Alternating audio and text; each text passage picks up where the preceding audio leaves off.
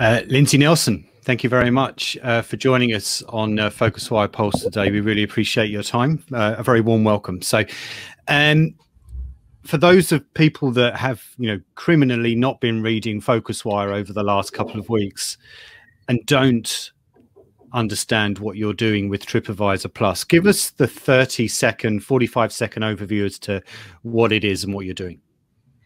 I think, Kevin, this may be the hardest question to give it to you in 45 seconds, but I will try. I mean, over the last year, I think like many companies in travel, we took the opportunity during COVID to sort of reset and think about, we had sort of embarked on a transformation largely since I joined about 2.5 years ago, where we really focused back on the brand, focused on our engagement story, focused on what does the traveler really want from Tripadvisor? And over the last 20 years, that hasn't always kind of remained at the center of the business priority.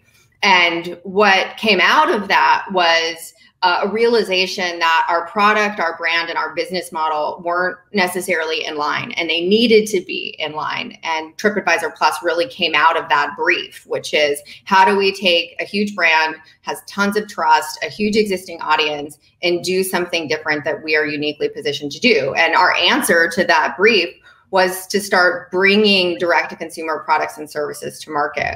We launched with something called Reco, and we can chat about that. And Tripadvisor Plus is sort of the next major debut, which is effectively a subscription program, travel membership, $99 a year.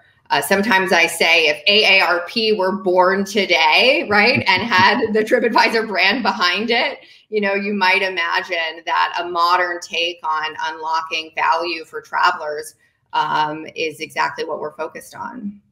Okay. Your boss, Steve Kaufer, said on a recent earnings call that regular travelers, I'm quoting here, are ready to embrace a subscription model. Why do you think now is the right time to launch Tripadvisor Plus rather than, say, a year ago, 2 years ago, pre your time?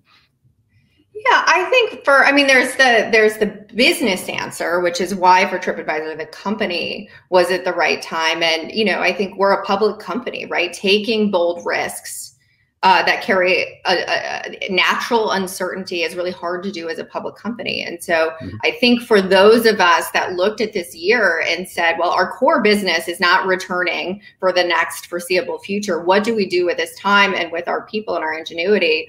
And so I don't know that there is another point in time in history before or to come where we would have had this opportunity to really take the kind of experimentation and innovation risk that Plus represents. I think what comes out of that is the potential is also enormous, right? I mean, I think some of the bets that perhaps we've done in the past, were incremental in nature, right? They had a level of sort of safety and conservatism around them because that's what it means to be a high growth public company that also had a focus on profitability. And so I think there's just a very unique symphony of circumstances, both inside of the company, within the market, that made it incredibly attractive right now. And, on the partner side, I mean, we just heard from Leonard, right? Like everybody is re-examining their business model.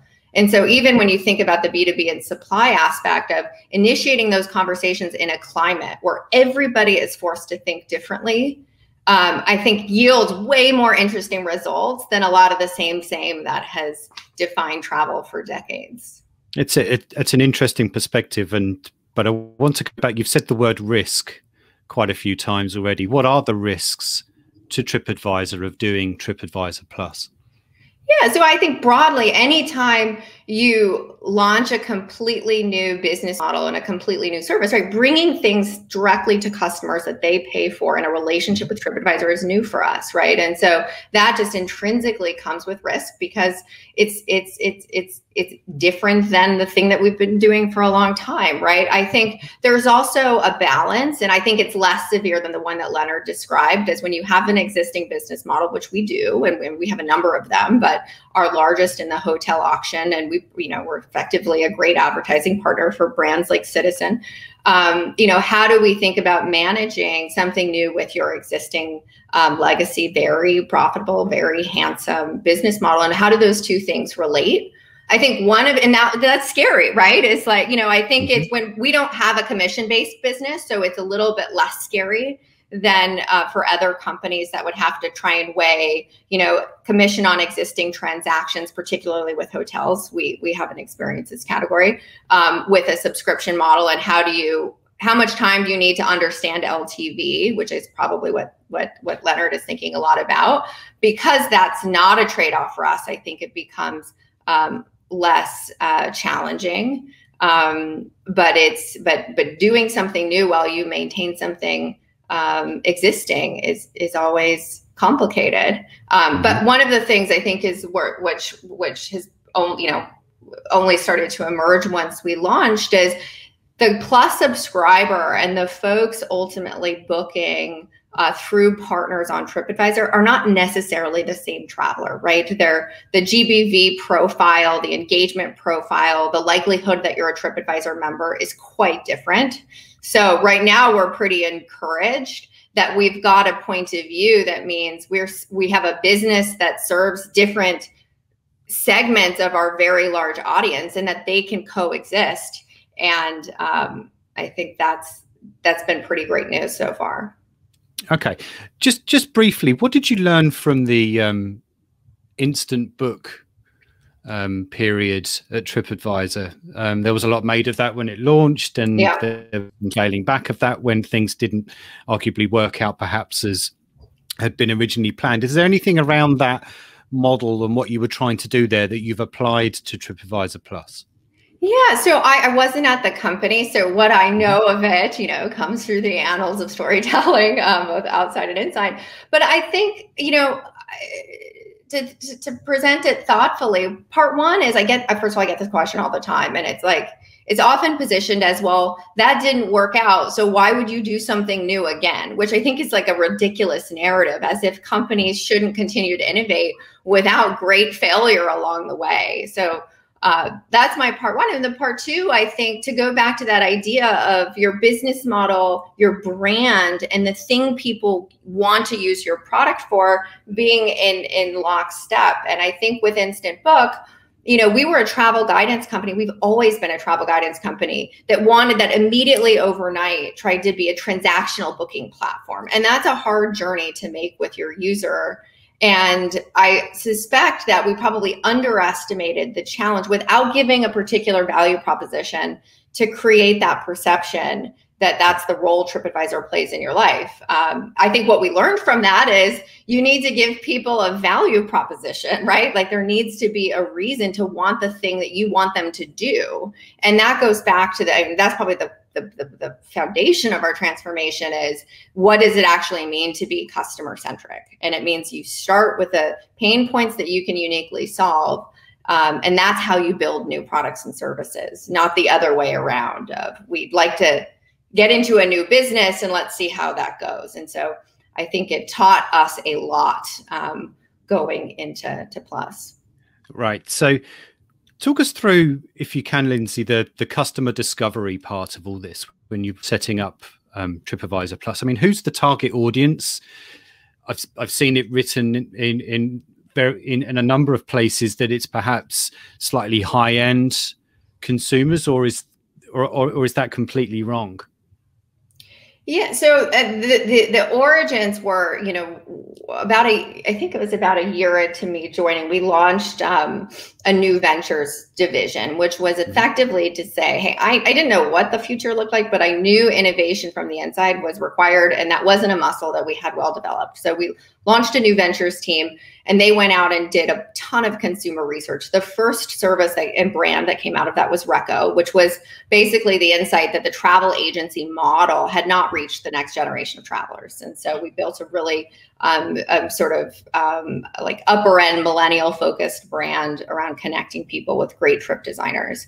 From there, we continued really trying to understand what was the white space of the market. And there's this insight around a couple insights. One is that savings in travel is interesting and appealing to everybody, regardless how much money you make. And that savings in travel particularly doesn't mean you put it back in your pocket. You apply it to get more out of your trip. You stay a little longer, you upgrade your room, you go to that nicer restaurant.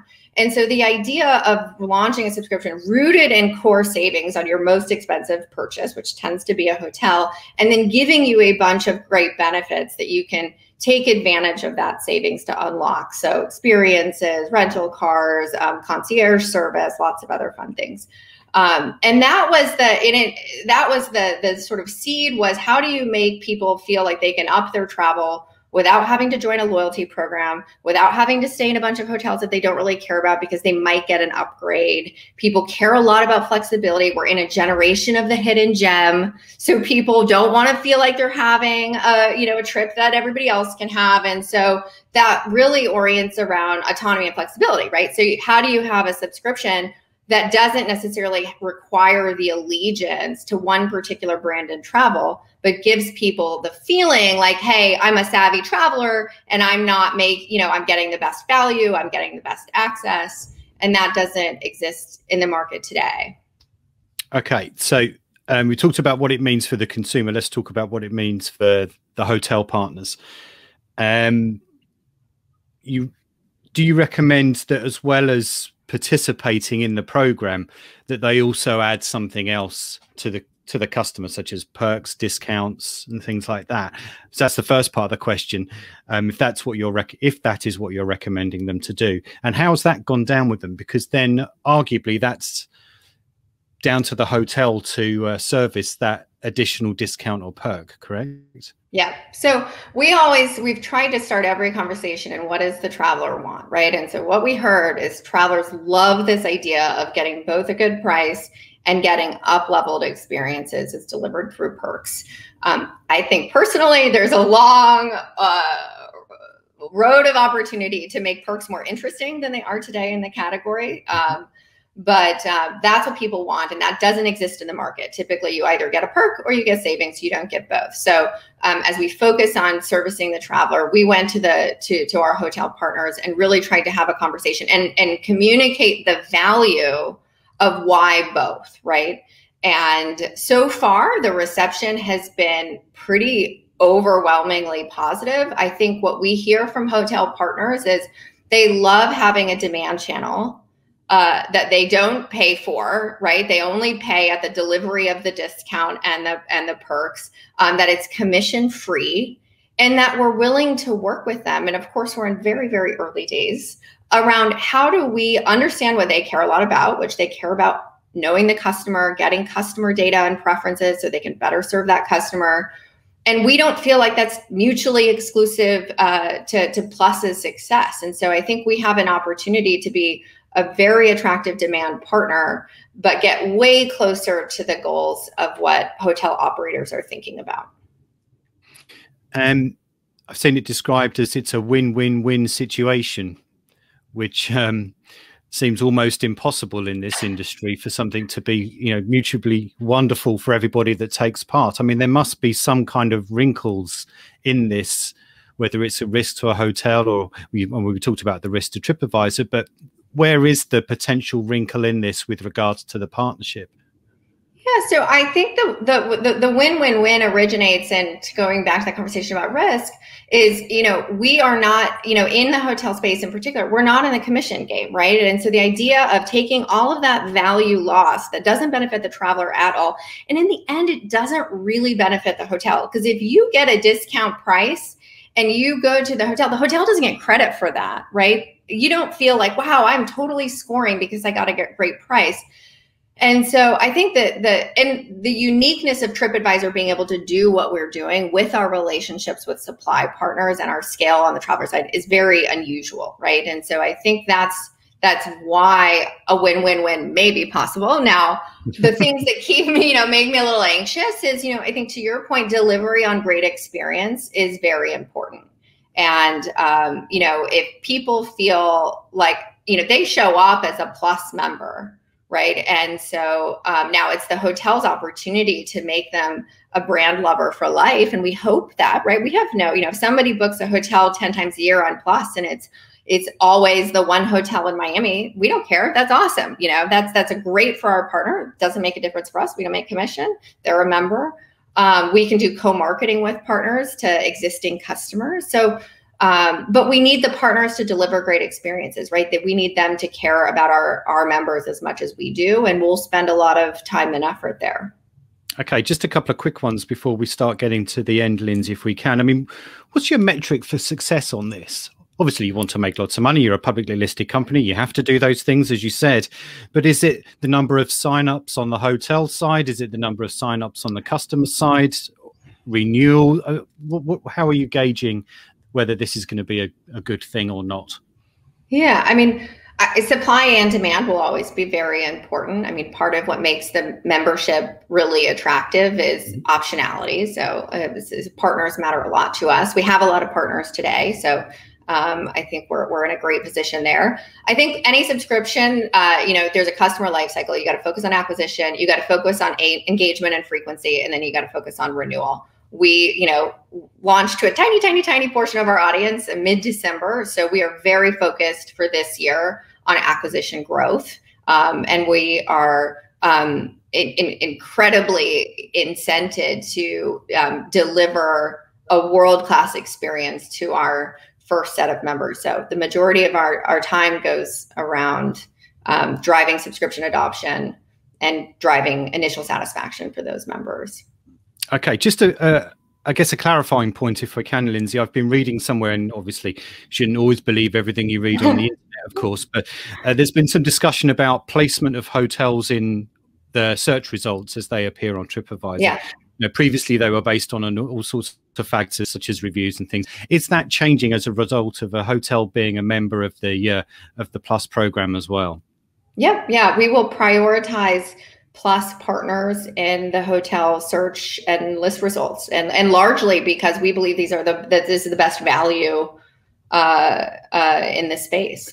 But doesn't that take away from the original core idea of reviews, which is what Tripadvisor is arguably still most famous for? If the reviews aren't going to be the ones that rise to the top, it's based on whether they're involved in a commercial program, then perhaps that goes against what you were originally doing.